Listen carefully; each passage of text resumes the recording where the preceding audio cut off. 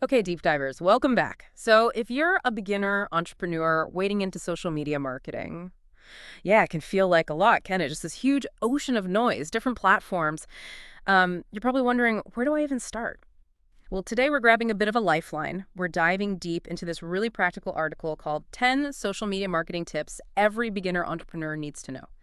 Think of this as like your shortcut. We're pulling out the absolute must-knows, the actionable stuff you need to actually navigate this space for your business. Our mission: cut the clutter, give you the core insights. And speaking of tools, the article mentions one right near the start that might be handy as you get going, rapidboost.net. It flags it as a resource for potentially boosting your social profiles, like Instagram, TikTok, helping with that initial reach and engagement. Just something the source puts out there to keep in mind. It really is easy to feel swamped, isn't it? You see others seemingly crushing it online. But this guide, it breaks things down. Manageable steps, starts right at the foundation. Okay, let's unpack it. The article highlights one tip as like the most crucial starting point. Exactly. Tip number one, know your audience. And it really hammers this home if you skip this. Everything else is just, well, shouting into the void, basically. Yeah. Your message gets lost in all that digital noise. You absolutely need to know who you're talking to, speak their language, find them where they actually are online, offer what they genuinely need. Right, so it's not just broadcasting, it's having a real conversation, but with specific people in mind. Precisely. And that means going beyond just, basic demographics. You need to build out that ideal customer profile. What are their hopes, their biggest frustrations? What problems keep them scrolling at night? And crucially, where do they hang out online? Are they on TikTok, LinkedIn, Facebook? You figure this out using polls, surveys, and definitely using the analytics tools already built into the platforms. I think Facebook Audience Insights, Instagram Analytics. Oh, I liked the example they gave, Rachel Rogers, right. Grew her coaching business massively because she was constantly asking her audience what they needed. Then she built her content, her offers, directly from that feedback. She wasn't just guessing. That's the power right there. Yeah. When you truly get them, you tailor everything. Your content style, the tone you use, the specific things you offer. So like the article says, if your audience is mostly professional, say 30s, 40s, looking for business tips, LinkedIn articles or practical videos will probably resonate way more than, the latest TikTok dance challenge. Okay. Makes total sense. Know the who. Then the next obvious question is, well, where do you actually find these people? And that leads straight into tip two. Choose the right platforms for your brand. This is where the guide busts a big myth for beginners. You really, really don't need to be everywhere. Yeah. Trying to juggle 5, 6, 7 platforms right out of the gate, that's just a recipe for burnout, spreading yourself way too thin. Yeah, focus sounds key, especially when you're just starting out, resources are tight. They are. So you match your brand's vibe and your audience's habits to the platform. Is your brand super visual? Fashion, food, maybe design, Instagram, Pinterest, probably your starting points. B2B, professional services, LinkedIn is likely essential, maybe Twitter too.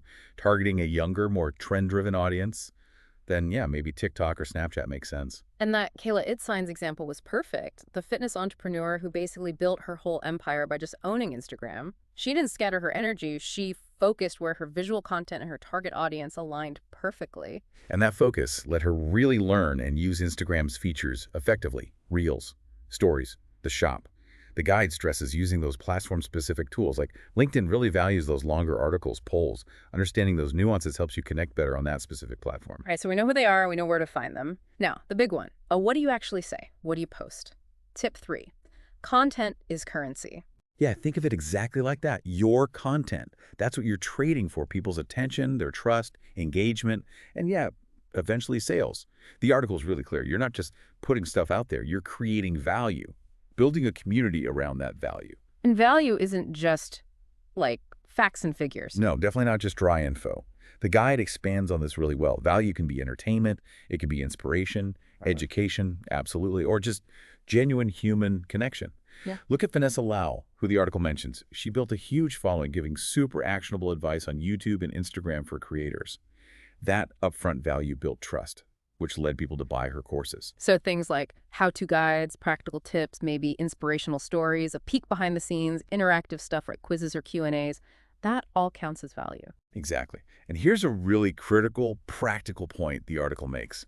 Consistency over perfection. Seriously. It's much better to post consistently, even if it's not 100% perfect, than to wait ages for that flawless masterpiece that never quite happens. Using content calendars, batch producing, that helps massively. The Calendly example is good too. Hmm. They didn't just push their tool, they consistently shared tips on scheduling, productivity, solving real pain points, which naturally made people think, hey, maybe their tool could help me. Right. Solve the problem first, then the product makes sense. Okay, so you're putting out good, valuable stuff regularly. You don't just hit publish and walk away, do you? Definitely not. Tip 4 is all about harnessing the power of engagement. Ah, the interaction part. Yes, this is how you turn someone just scrolling by into an actual fan, maybe even a customer. People online, they crave real connection. The article really emphasizes this. You have to interact. Answer comments, reply to DMs, acknowledge mentions, and do it reasonably quickly. Don't be a ghost account. And it suggests actually inviting that interaction too, like asking questions in your posts, using polls or Q&A stickers and stories. Totally. It's a conversation, remember. Headspace, the meditation app, gets a shout out for doing this well. They don't just post calming stuff. They actively talk with their followers, respond warmly, ask questions. It builds a real community feel. That feels so much more human, less corporate. It is. And the article also talks about collaboration power, working with influencers, maybe other entrepreneurs in your space, even featuring your own clients. Think joint live sessions, guest posts, co-hosting a webinar. It introduces you to their audience through someone they already trust.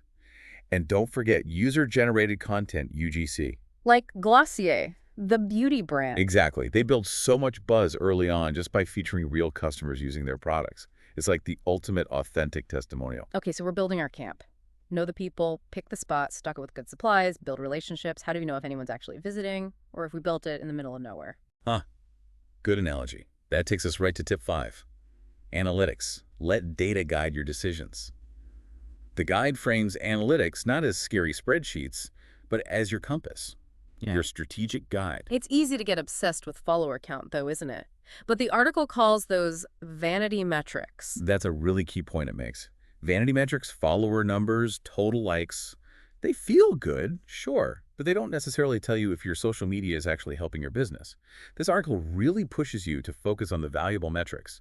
Things like engagement rate, who's actually liking, commenting, sharing. Click-through rate, who's going from social to your website. Saves and shares what content is resonating so much people want to keep it or pass it on. And of course, conversions, who's signing up, buying, taking that final action. Okay, track the stuff that actually leads somewhere meaningful for the business. Right. Set clear goals first. What do you want social media to achieve? Email signups, website visits, sales. Then check your analytics regularly, maybe weekly, to see if you're heading in the right direction. This data is your feedback. See a type of content getting tons of saves, do more of that, post something that gets 0 clicks, maybe don't repeat that format or topic. The Nisha Neal example was great boosting client engagement just by switching to video after seeing the data showed images weren't working as well. It's all about testing, learning, tweaking. And it sounds like once you identify what is working through data, that's maybe where tools like the mentioned rapidboost.net could potentially come in handy again, right? To amplify that proven content. Potentially, yeah. Yeah. The article suggests that in a noisy feed, even your best stuff might need a nudge. So once analytics show you what resonates, tools like that could, in theory, help get more eyeballs on it faster. And speaking of giving things a nudge, tip 6 is invest in paid social strategically. Ah, the money question. So organic reach just isn't enough sometimes, especially early on. It can be tough these days, yeah. Organic reach isn't what it used to be on many platforms. The article basically argues that for a beginner, smart paid advertising is almost essential. But the key word is strategically. You don't need to blow a massive budget right away. Start small, but be super targeted. Tools like Facebook's Ad Manager let you get incredibly specific demographics, interests, behaviors, even targeting people who've already visited your site. The article mentions small e-commerce shops seeing results from just $100 a month focused only on retargeting people who'd already visited. That feels way less intimidating. Exactly. Shows you can start lean. And again, analytics are vital here. Watch your ad performance closely. Pause what's not working. Put more budget behind what is. Track your cost per lead, cost per sale. Know your return on investment. And yeah, retargeting, showing ads to people already familiar with you is usually super effective. The article notes click-through rates can be 2 to 3 times higher. You're talking to a warmer audience. Makes sense. Smart investment. Okay, moving on. Tip 7 feels different. Less technical, more about connection. Humanize your brand. Yeah, this one's huge for building something that lasts. People connect with people, right? Not just logos. Yeah. Your brand needs to feel, well, real, Yeah. relatable, authentic. The guide really encourages telling your story, your mission, why you started, the ups, the downs.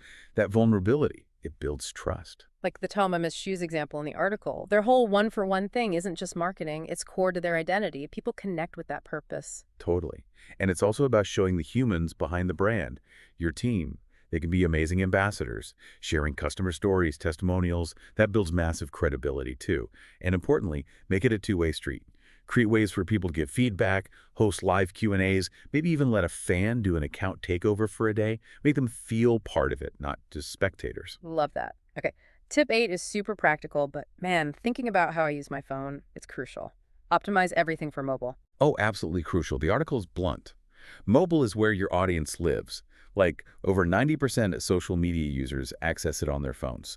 If your stuff isn't easy to view and interact with on a mobile screen, you're basically invisible to almost everyone. Whoa, 90%. That number's wild. Okay, so what are the quick wins? The absolute must-dos for mobile. The guide lists some key things.